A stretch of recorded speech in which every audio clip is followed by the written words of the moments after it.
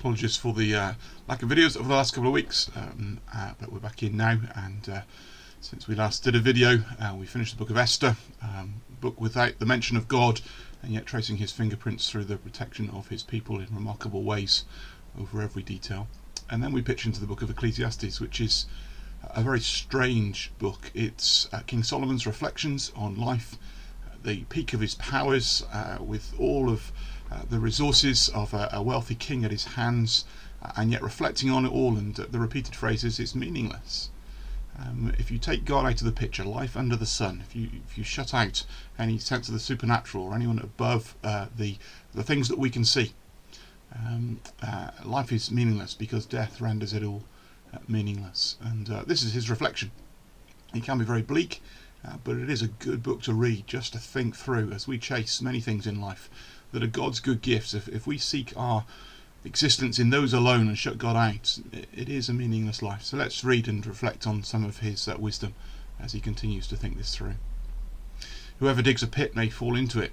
Whoever breaks through a wall may be bitten by a snake. Whoever quarries stones may be injured by them. Whoever splits logs may be endangered by them.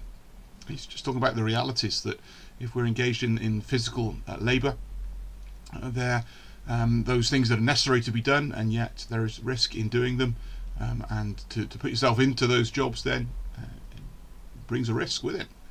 That is very true of life, isn't it? As we look around at the various jobs that need to be done, there are risks that come with them. Even desk jobs can lead to repetitive strain injury and all sorts of other things, and there are mental health risks from working at home in isolation, as we are discovering today. That's life under the sun. Work brings consequences and risk.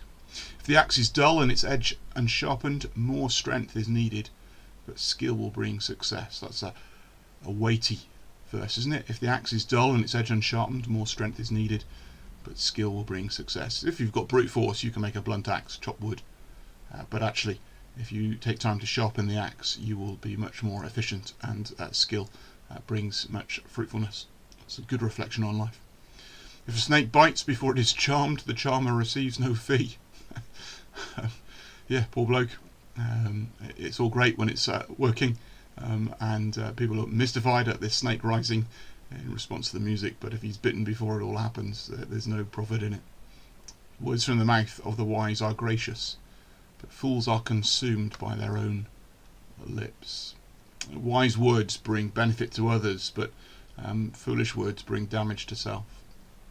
At the beginning their words are folly, at the end they are wicked madness. And fools multiply words. Is the danger that stupidness, folly at the beginning is one thing, but the danger is if it runs on in that course, it becomes wicked madness, and the words don't stop. We've seen that, sadly, haven't we, in latter days with various personalities on the TV, and the extent to which their words then have just become utter madness. No one knows what is coming. Who can tell someone else what will happen after them? The toil of fools wearies them. They do not know the way to town. That's sobering, isn't it? No one knows what is coming. Who can tell someone else what will happen after them? I don't know what tomorrow's going to bring, let alone the years after my life. And that's sobering as we think about that and put life into perspective. Woe to the land whose king was a servant and whose princes feast in the morning. Blessed is the land whose king is of noble birth and whose princes eat at a proper time, for strength and not for drunkenness. What's the picture here? Someone has risen to power and is so excited by it that he and his princes feast, they indulge themselves, they gorge on the wealth and the prestige that they have. That's bad news for a land. It's a much blessed land where the king is of noble birth, and they eat at the appropriate time. They don't start the day eating and drinking and making merry. They eat at the end of the day when they need to regain their strength ready for service the next day. It's a sobering reflection in the light of some things that are going on politically at the moment. Through laziness the rafters sag, because of idle hands the house leaks. There we go, there are long-term consequences to our laziness, even in the physical property of our own house, if we don't keep on top of things. A feast is made for laughter, wine makes life merry, and money is the answer for everything. That does seem like it, and life under the sun, doesn't it? If just more money, we can solve an awful lot of problems, although actually, as Solomon has reflected elsewhere, wealth isn't the answer to everything.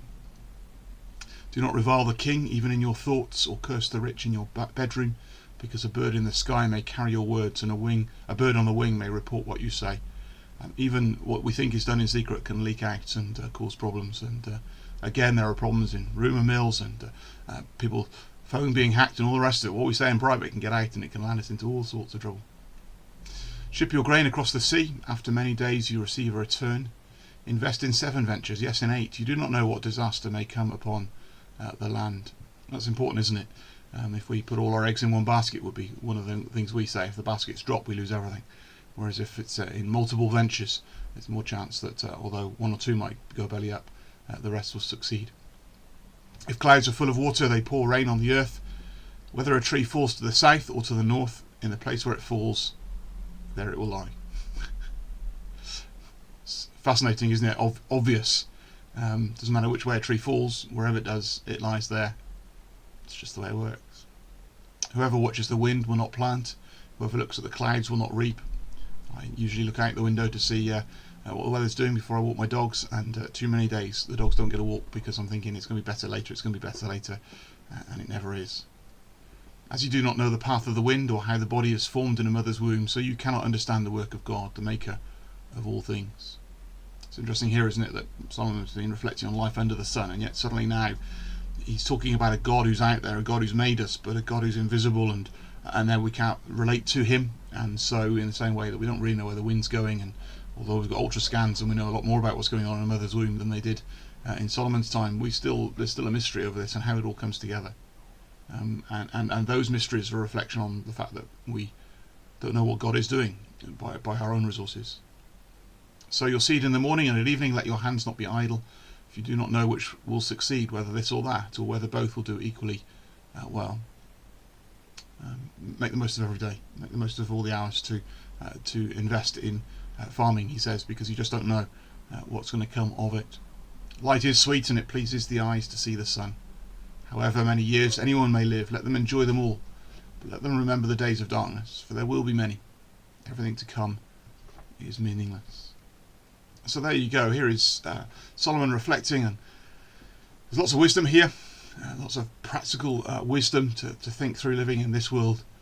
But actually, even with the best of that wisdom, if there is no God, if there is no future, if there's no answer to the problem of death, it is all meaningless. Let's do our best to try and enjoy the days. You only live once is often touted these days, isn't it? Live for the now. That's okay.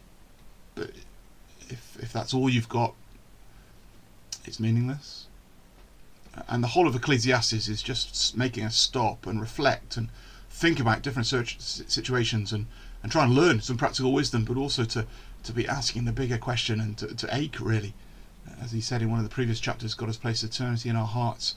Actually, as we think about these things and just how fog-like they are, misty they are, vaporous that they are, the meaninglessness of life, let's see that there's got to be more to it than this. And from our own perspective, we might not understand what God is doing, but the glory is that he's revealed himself in his word. He tells us the story of our humanity and what's happening, and how to relate to him, and how to find life in a meaningless world where death has been conquered, and where forgiveness is possible, and there is a future beyond the grave in the Lord Jesus Christ. Let's use this book to reflect, to learn some wisdom, but also to look beyond the sun